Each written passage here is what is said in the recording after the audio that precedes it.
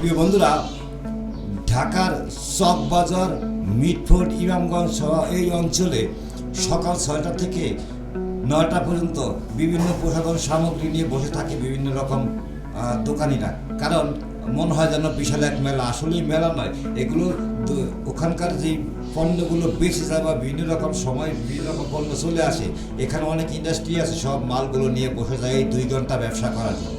আপনার জন্য আপনি কি কি চান সেই পণ্যগুলো সকালবেলা যেন বিছিয়ে রাস্তায় বিছিয়ে রাখা হয় বেচা কেনার জন্য।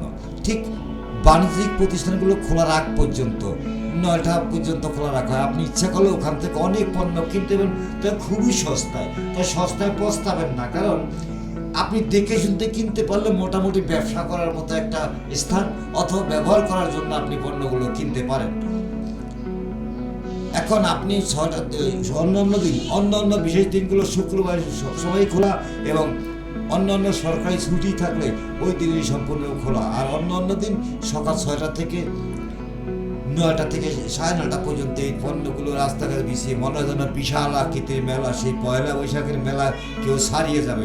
সমস্ত অঞ্চল জুড়ে এক আকর্ষণীয় কেনাকাটার বাজার। এখন এটা বৈশাখী মেলা নয়, চকের মেলা যদি বলি তাও ভুল হবে না। এখানে আপনি কি চান, প্রসাধন সামগ্রী থেকে শুরু করে আপনার ব্যবহার্য সামগ্রী শুরু করে এমন কিছু নাই। স্কুলের বাচ্চাদের জন্য আইটেম, মহিলাদের ব্যবহার্য আইটেম, পুরুষদের ব্যবহার্য আইটেম, যা চান তাই এই ফুটপাতে আপনি পাবেন। শখ করে আপনি কিনে নিয়ে আসতে হবে। তবে দেখে শুনে কিনলে আপনি প্রতারণার হাত থেকে রক্ষা পাবেন। এখানে প্রতারণাও আছে কেনাকাটায়। আপনি যদি ভালো কিছু ডেট এক্সপায়ার দেখে দিতে হবে,